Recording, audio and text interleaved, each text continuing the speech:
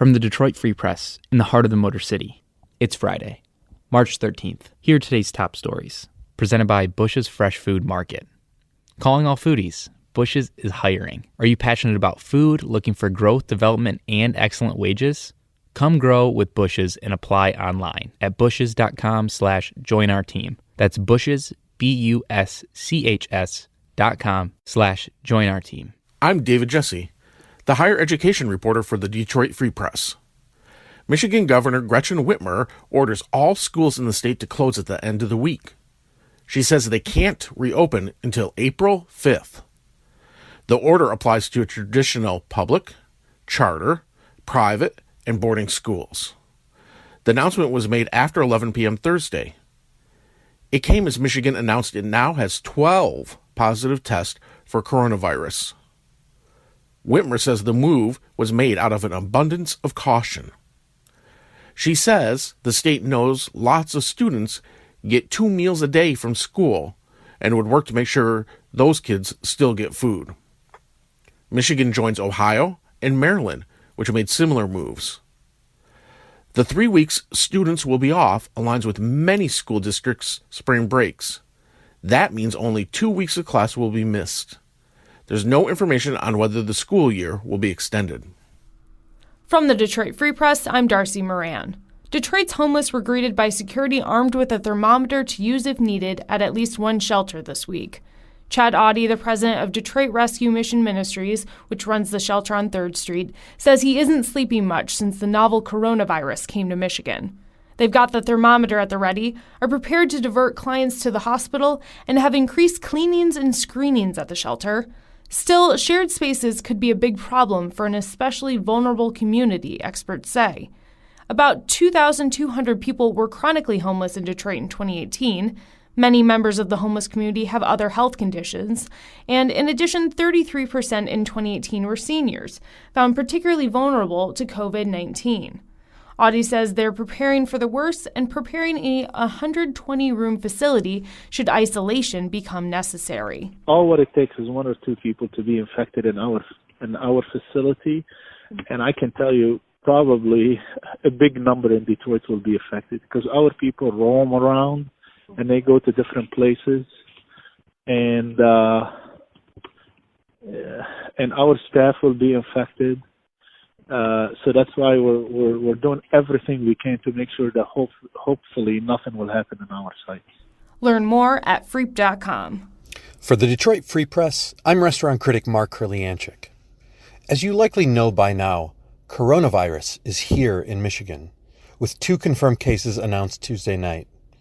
But even before that announcement, local restaurants were already feeling the effects of what is now officially a global pandemic. Brad Greenhill is the executive chef at Detroit restaurants Magnet and Takoy, and last week, a 40-person private dinner party canceled on him because of fears of coronavirus. Quote, "We know instinctually how to plan for the holidays or a busy season, but we don't know how to plan for a global pandemic," end quote, said Greenhill. It's the same story all around. Lost catering contracts, empty dining rooms. Worry. Some restaurants, like the Nosh Pit in Hamtramck and Saffron des Trois on Detroit's east side, are transitioning to takeout and delivery only until the outbreak dies down.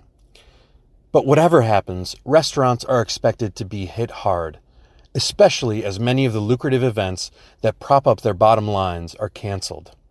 It's not going to be pretty. I'll be following the novel coronavirus's effect on local restaurants as it develops on freep.com. I hope you'll follow along. Hi, this is Kathleen Gray, and I cover the state legislature for the Detroit Free Press. Lawmakers wanted to make sure Michigan was prepared when the coronavirus hit the state. So just 2 days after the first 2 cases surfaced in Michigan, they passed a budget bill that included $25 million to respond to COVID-19. $10 million of the funding can be used now for monitoring cases of the virus, testing, and tracing who has been in contact with people infected by the virus. The other $15 million will be held in reserve for future costs of dealing with the virus. And while several school groups were on tours of the Capitol Thursday and watched while lawmakers approved the funding, those tours will come to a stop. the legislature suspended Capitol tours through at least April 20th. I'm Kirkland Crawford with the Free Press Sports Department.